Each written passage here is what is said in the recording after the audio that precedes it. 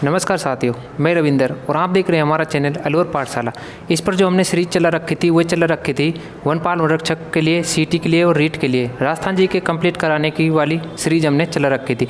तो हमने सबसे पहले तो परिचय कंप्लीट कर लिया है। अब राजस्थान का भौगोलिक स्वरूप में हमने इससे पहले जो पार्ट पढ़ा था वो पश्चिम मरुस्थलीय प्रदेश का एकदम क्लियर कर लिया है।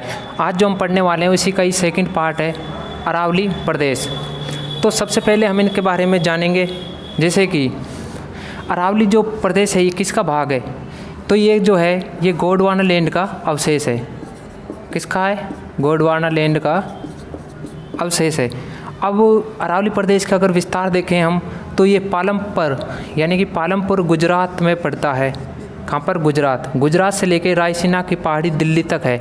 ये लगभग फैली हुई है, यहाँ से 700 किलोमीटर के दायरे में फैली हुई है। अगर राजस्थान में बात करें तो राजस्थान में सिरोही डिस्ट्रिक्ट से खेतड़ी ये वो पड़ता है झुंझुनू के अंदर। तो सिरोही से लेकर झुंझुनू तक 550 किलोमीटर के क्षेत्रफल में ये फैली हुई है। अब इसका जो क्षेत्रफल है, क्योंकि ट्रिक मैंने आपको पहले ही बता रखी थी 61, 9, 23, 7, 40, 10, 39, 11। तो क्षेत्रफल की बात करें तो इसका क्षेत्रफल है 9.3%। और जनसंख्या जो यहाँ पर निवास करती है वह करती है 10% जनसंख्या। और कुल इसमें ज़िले जो शामिल हैं वे 7 ज़िले शामिल हैं। अभी अरावली प्रदेश की अगर विशेषता के बारे में हम समझें कि अरावली प्रदेश विशेषता क्या रखती है राजस्थान में, तो सब कुछ के बारे में आपको बताऊंगा। जैसे कि ये जो है सबसे प्राचीनतम वलित पर्वतमाला है। नेक्स्ट है पश्चिम मरुस्थलीय प्रदेश के पूर्व में, क्योंकि आपको मैंने बताया कि राजस्थान में इस तरह से ये राजस्थान का पहले हम नक्शा बनाएंगे। कुछ इस तरीके से राजस्थान का नक्शा हो गया। तो अरावली जो पर्वतमाला है इसका विस्तार कुछ इस तरह से है, इस तरह से। अब ये बोल रहा है सेकंड पॉइंट जो है पश्चिम मरुस्थलीय प्रदेश के पूर्व में। तो पश्चिम मरुस्थलीय प्रदेश अपना ये वाला है, तो इसके पूर्व में अरावली पर्वतमाला स्थित है। नेक्स्ट है सर्वाधिक नदियों का जो उद्गम स्थल होता है वो भी अरावली से ही निकलती हैं। नेक्स्ट है सर्वाधिक जो अभ्यारण्य वाला जो प्रदेश है वह भी अरावली प्रदेश है। नेक्स्ट है सर्वाधिक धात्विक खनिज, क्योंकि धात्विक खनिज पाई जाती है इसमें। क्योंकि यहाँ पर ग्रेनाइट चट्टान होती हैं। ग्रेनाइट या हम इसे दूसरे शब्दों में बोलते हैं आग्नेय चट्टानें। तो इस तरीके से यहाँ पर धात्विक खनिज की प्रधानता सर्वाधिक पाई जाती है। अब इसी को ही महान जल विभाजक रेखा क्यों कहते हैं? क्योंकि ये जो 50 सेंटीमीटर जो वर्षा होती है यही राजस्थान को 2 बराबर भागों में बांटती है। तो ये थी अरावली पर्वतमाला की कुछ विशेषताएं जो कि ये बहुत अपना अहम रोल रखती है। उसके बाद इस मैप से मैं आपको सारा कुछ बताऊंगा कि जैसे ये अपना अरावली पर्वतमाला है तो ये क्या इसके 3 भागों में बांट देते हैं। ये वाला जो भाग है इसको कहते हैं हम उत्तरी अरावली, जो कि मैंने यहाँ पर डिनोट कर रखा है। और ये वाला जो भाग है ये हो गया मध्य अरावली, और जो लास्ट का है ये है दक्षिणी अरावली। तो पेपरों में क्वेश्चन कैसे पूछा जाता है? पेपरों में क्वेश्चन पूछा जाता है कि उत्तरी अरावली, मध्य अरावली और दक्षिण अरावली की सबसे ऊंची चोटी, और उनका क्रम भी अक्सर पेपरों में पूछा जाता है। पेपर चाहे आप किसी की तैयारी कर रहे हो सबके लिए महत्वपूर्ण है। जैसे कि उत्तरी अरावली की सबसे ऊंची चोटी की हम बात करें तो वह है रघुनाथगढ़। कौन सी है? रघुनाथगढ़। अब ये रघुनाथगढ़ है कहाँ पर? तो ये है सीकर ज़िले में। कहाँ पर है? सीकर ज़िले में। अब इसकी ऊंचाई है 1055 मीटर। अब उससे ही थोड़ी डाउन पर देखें, यहाँ पर एक जयपुर में और एक अलवर में, अलवर में क्रम से एक पड़ती है जयपुर में खो, उसकी ऊंचाई है 920 मीटर।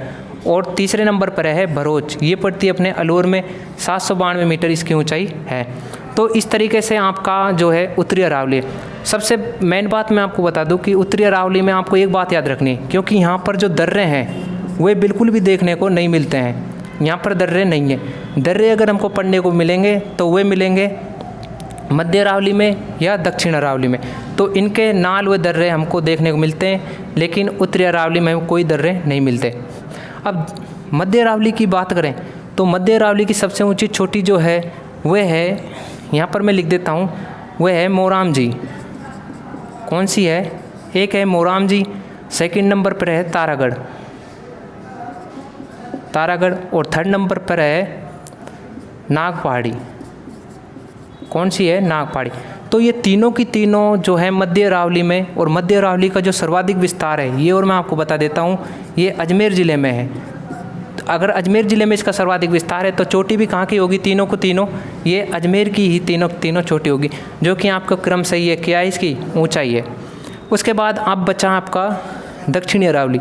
दक्षिणी अरावली की सबसे ऊंची चोटी आपको मिलेगी सिरोही में, और वो इसका नाम आप सब जानते हो, उसका नाम है गुरु सीकर। गुरु सीकर, एक का नाम गुरु सीकर है। उसके बाद है शेर है, दिलवाड़ा है, जरगा है, अचलगढ़ है। गुरुशेखर, शेर, दिलवाड़ा, जरगा, अचलगढ़, और उसके बाद है कुंभलगढ़। कौन सी है, कुंभलगढ़। तो इस तरीके से इनका क्रम आपको देखने का मिलेगा, और ये इनकी क्रम से ऊंचाई हो जाएगी। अब देखो कहीं पर 1727 भी मिलेगा, क्योंकि 5 मीटर की ऊंचाई पर एक मंदिर है, उसको भी मान लिया जाता है, उसको भी इसमें काउंट कर लिया जाता है। अब तो ये तो रही आपके अरावली पर्वतमाला की कुछ बिल्कुल एकदम बेसिक से जानकारी, और कुछ पॉइंट्स मैं आपको बता देता हूँ। देखिए आप यहाँ पर देखिए, अब यहाँ पर पश्चिम मरुस्थलीय प्रदेश में वर्षा नहीं होने का कारण क्या है, तो वर्षा नहीं होने का कारण ये है कि अरावली की एक तो वृष्टि छाया प्रदेश है, और बंगाल खाड़ी से आने वाली मानसून हवा को क्या करता है, ये रोकता है, और यहाँ पर इसकी परछाई पड़ती है, इसलिए यहाँ पर वर्षा नहीं होती। लेकिन बंगाल खाड़ी से आने वाली वर्षा इससे टकराती है, तो ये पूरी मैदानी क्षेत्र जो है इस वाले भाग में भारी वर्षा होती है। और दूसरा कारण ये है कि अरब सागर के ये समांतर चलती है, अगर ये विपरीत दिशा में होती तो यहाँ पर भी बहुत भारी वर्षा होती, लेकिन ये विपरीत दिशा में नहीं है, इसके ये समांतर चलती है, इस तरीके से चलती है। अब अरावली का विस्तार का बढ़ता हुआ क्रम, यानी कि किधर की ओर है ऊंचाई का, तो ये होता है उत्तर पूर्व से दक्षिण पश्चिम की ओर बढ़ता है, और घटता किधर है, दक्षिण पश्चिम से उत्तर पूर्व की ओर घटता है। तो इस प्रकार से ये थे आपका अरावली पर्वतमाला। अब इसके बाद नेक्स्ट पार्ट में हम पढ़ेंगे पूर्वी मैदानी भाग, जिसे हम पूर्वी मैदानी प्रदेश कहते हैं। इसका थर्ड पार्ट हम कल पढ़ेंगे, और आज की क्लास को देते हैं यहीं पर विराम। धन्यवाद।